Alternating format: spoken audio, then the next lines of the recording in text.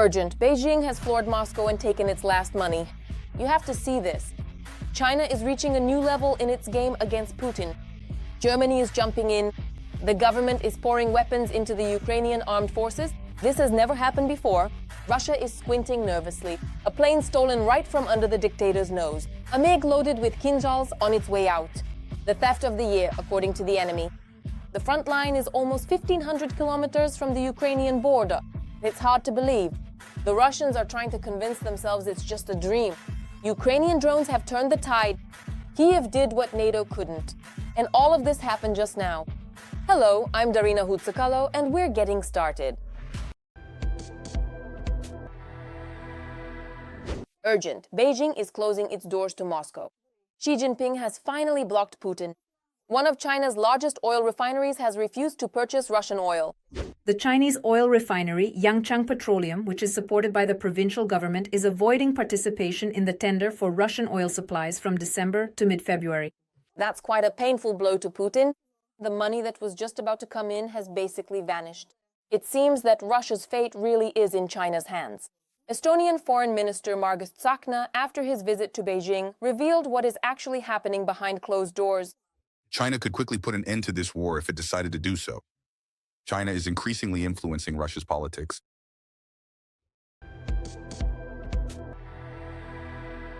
Meanwhile, Germany is literally challenging Russia's might and acting proactively. The country's government plans to significantly increase military aid to Ukraine in 2026. The amount of support has risen to over 11.5 billion euros.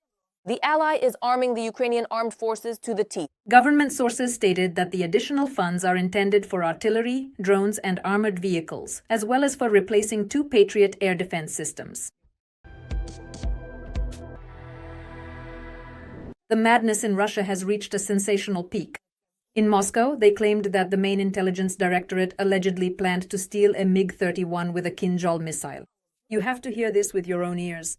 This year, I received an email in which an unknown person offered to use the firepower of a military aircraft in the event of a successful hijacking of the plane. I was offered a sum of $1 million. Then, in the case of handing over the plane with a Kinzhal missile, the amount was increased to $3 million. Russian services claim that, in addition, the pilot navigator was promised citizenship of one of the Western countries. According to the FSB, the crew commander was allegedly supposed to be neutralized in the air using a sedative poisonous substance. And all of this attention was supposedly for a provocation against one of the NATO bases. Meanwhile, Ukrainian journalist Andriy Tsaplienko revealed Russia's cunning plan and suggested why the enemy staged this spectacle. The attack on the night of November 9th to 10th using Kinzhal hypersonic missiles from Dikavili is being called a response to the attempted hijacking of the plane. They claim they struck the main electronic intelligence center of the HUR in the city of Brovary, Kyiv region.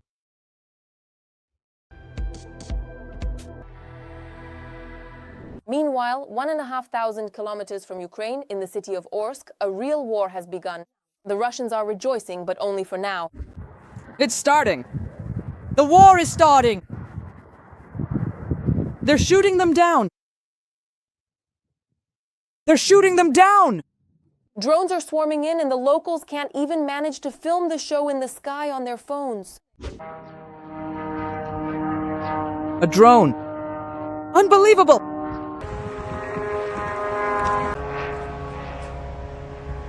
The oil vein, which had been so carefully guarded, is under attack. The attack continues on the local Orsknefteorgsynthez oil refinery, one of the largest processing plants in the region. Russia covered the area with a solid carpet of air defense, but one of the largest regions couldn't withstand the pressure.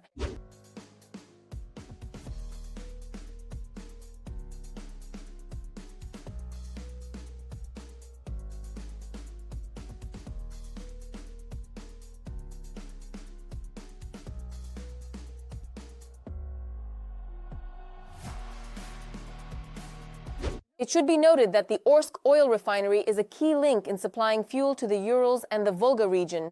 A portion of the products it produces is exported. However, that's now a thing of the past. Ukrainian drones are breaking into the NATO market. Kyiv is capable of more than the alliance combined. Bloomberg reports on this.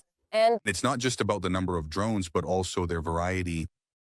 Ukrainian companies have learned to improve their models extremely quickly. It takes them just weeks, while other countries need months or even years. Now, the range of Ukrainian developments covers almost all types of modern unmanned systems. This is a real breakthrough. Ukrainian drones simply have greater capabilities. Their components are not specialized. They are designed in such a way that they can be repaired in the field, mixed and matched with other drones.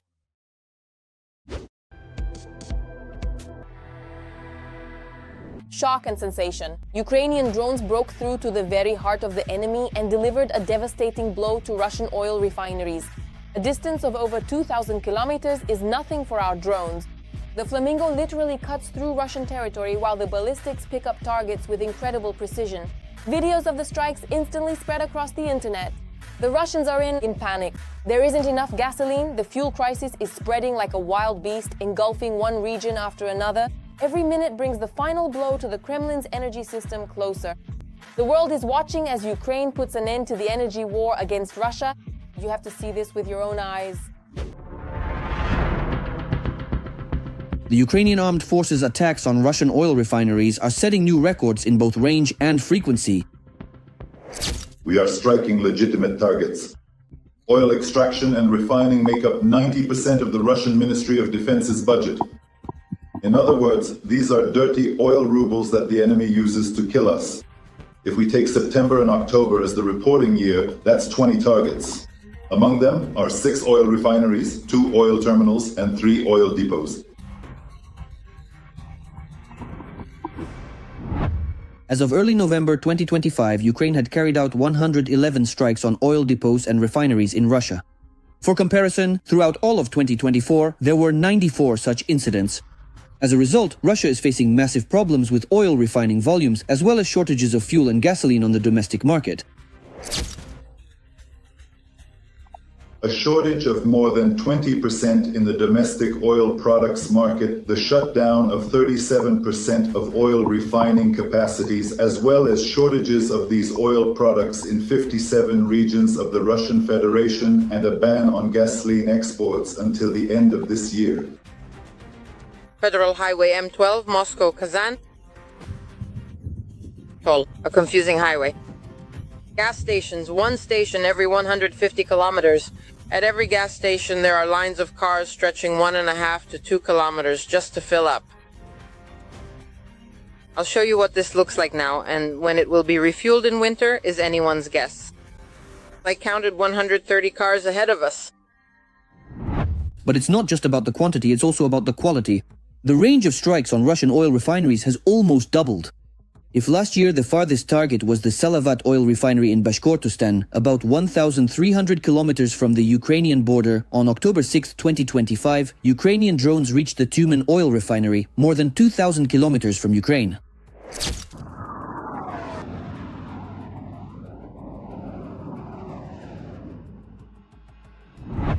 According to calculations by journalists from the publication Verstka, the effectiveness of Ukrainian drone strikes is 85%. Out of 250 strikes since the beginning of the full-scale war, 213 have been successful. Many facilities, especially in southern Russia, are attacked repeatedly. For example, the Ryazan, Volgograd and Ilsky oil refineries have each been attacked 10 times. To turn the war into a stalemate, it's necessary not only to learn how to repel enemy attacks on the front line, but also to disrupt their logistics and suppress their aviation. That's why it's necessary. And I'm not even mentioning the need to strike at Russia's military-industrial enterprises and energy system. During the war, Ukraine first launched from scratch and then significantly ramped up the production of long-range and strike drones. Russian oil refineries are being terrorized by the Aluty, Palyanitsia, Peklo and FP-1 UAVs. Drones costing just a few $1,000s are causing damage to the Russian budget worth hundreds of millions of dollars. Guys, look over there. That's the 7th hit, and it's really burning quite intensely. Can you see how the flames are rising up? This is... the 7th drone is coming in right now. At the same time, following the drones, Ukraine is ramping up the production of long-range missiles. According to experts, if Ukraine uses cruise missiles like the Flamingo with a range of 3,000 kilometers and a 1,000 kilogram warhead, there will be nothing left of the Russian oil refineries. If the strike hits the oil refinery, it will be impossible to restore that refinery. In other words, it will be completely, if before it was possible, when a drone hits, you can replace the damaged parts with spare ones in a few weeks or a month. But in this case, everything will be destroyed down to the roots. The entire rectification column will be completely destroyed. And after 2 pairs of such missiles, the refinery will be nothing but a memory. the trend is that there will be more and more strikes in the future, and there is less and less gasoline and other fuel in Russia.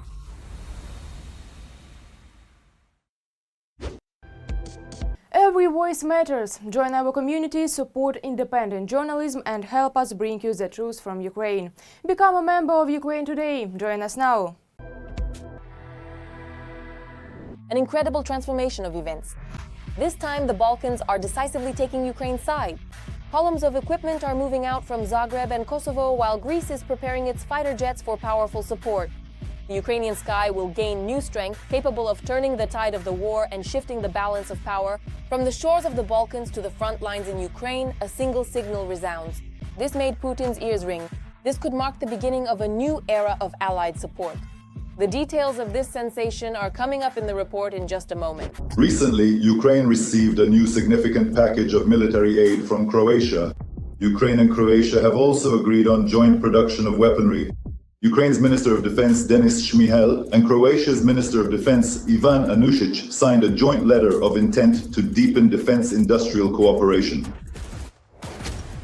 He thanked Croatia for providing 13 packages of military aid totaling over 200 million euros. We expect the 14th aid package soon and the 15th by the end of this year. Also during the meeting, we discussed joint participation in the SAVE mechanism and the possibility of Croatia joining the Pearl initiative. We are grateful for the consideration of this matter. Denis Shmyhal, Minister of Defense of Ukraine. At the beginning of next year, a joint industrial forum for defense product manufacturers will be held. Croatia's greatest interest, of course, lies in the production of various drones, which have already revolutionized modern warfare. The Croatian side will also assist Ukraine with demining efforts. He noted Croatia's role in the demining coalition.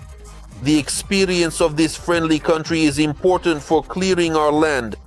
The Croatian company Dolkying has already delivered 69 demining machines and has started producing spare parts in Ukraine. Denis Shmyhal, Minister of Defense of Ukraine. Greece will soon deliver American-made M110A2 howitzers, 150,000 rounds of ammunition, and Zuni rockets to Ukraine. This military aid, with a total value of about 199 million euros, will be transferred to Ukraine through the Czech Republic. Greece, under pressure from other NATO countries, may also sell part of its Mirage 2000 fighter jets. Greece has already purchased 24 more modern Rafale fighter jets from France. Considering that technical support for the Mirage 2000 fighters will end in 2027, Greece is looking to get rid of the old ones. However, negotiations with India regarding the sale of these fighter jets have reached a dead end. Other Balkan countries have also not found any interested buyers. Greece is negotiating with France to purchase another 6 to 12 Rafale fighter jets, and is seeking a price reduction in exchange for selling part of its Mirage 2000s. Now Athens is negotiating with France to purchase another 6 or 12 Rafales and is arranging for a lower price in exchange for selling part of its Mirage 2000 fleet. Currently, Greece has 25 such aircraft in service. The United States is putting pressure on the country to acquire more weapon systems as part of the Ukraine Priority Needs List program. Therefore, it is only a matter of time before Kyiv purchases part of the Mirage 2000s from Athens.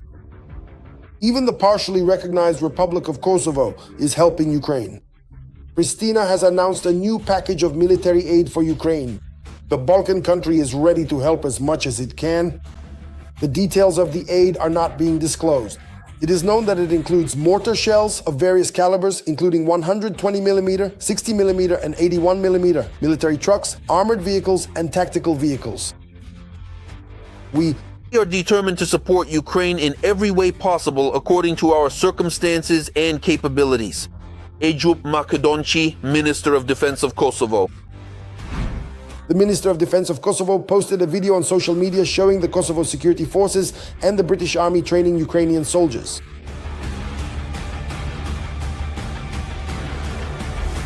Countries of Eastern Europe and the Balkans are actively assisting Ukraine with various types of weaponry and by conducting training sessions on their own territory. Such support clearly demonstrates their attitude toward the Russian world and Putin.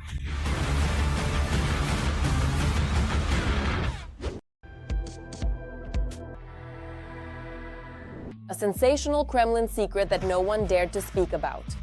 Putin is surrounded by those who can decide the fate of the Russian Federation at this very moment. Shock! This has finally been said. Not just bodyguards, but real agents.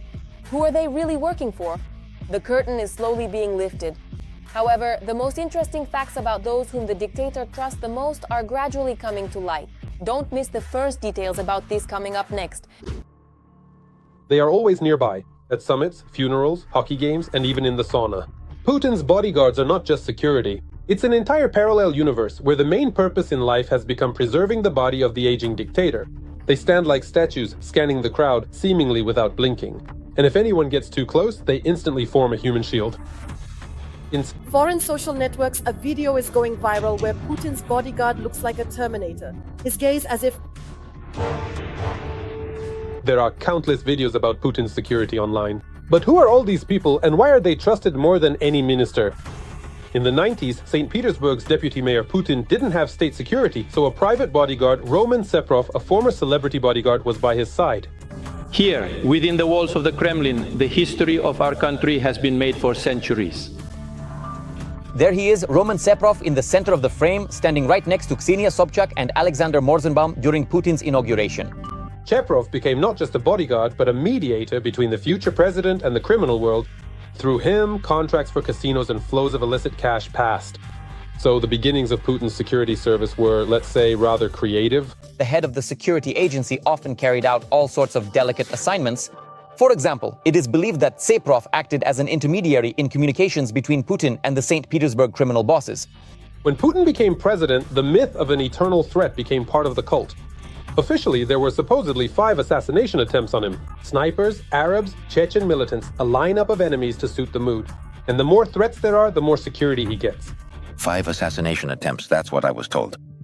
Not as many as Castro. There were 50 assassination attempts on him. According to official data, there were 5 on you. Since then, Putin's security has become not just a service, but almost a whole religion. To get into the inner circle, you need to be not just healthy and loyal. You need a perfect passport, no beard, no tattoos and no doubts. All of Putin's bodyguards have service experience. This could be the FSO or FSB Academy, and before that, a military school. Candidates face several interviews, meetings with a psychologist, and of course, a polygraph. And how else can you find out if a patriot will be guarding Vladimir Vladimirovich or not? The average age of Putin's bodyguards is 36 years. The salary is 80 to 100,000 rubles. Yes, they protect a national treasure, but they earn less than a Moscow manager. On a business trip. Alexei Dumin is the main star of the Kremlin's security. They say he saved Putin from drowning and even from a bear. Over the years of service, Dumin rose from bodyguard to governor of Tula, then to presidential aide. Essentially, Putin's security detail is a career elevator, but only upwards.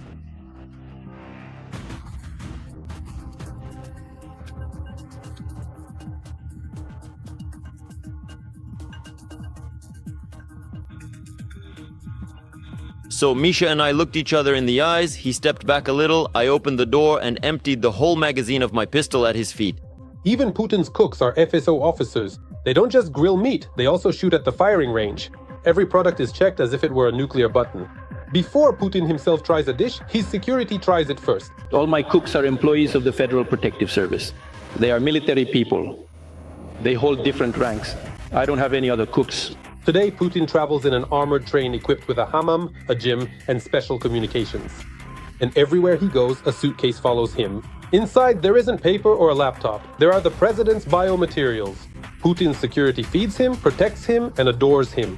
Because in their system of coordinates, the safety of one person is more important than the safety of the entire country. With that, we put a period on this episode. We continue right now to follow the most relevant events so we can be the first to tell you about them. Don't forget to subscribe. See you!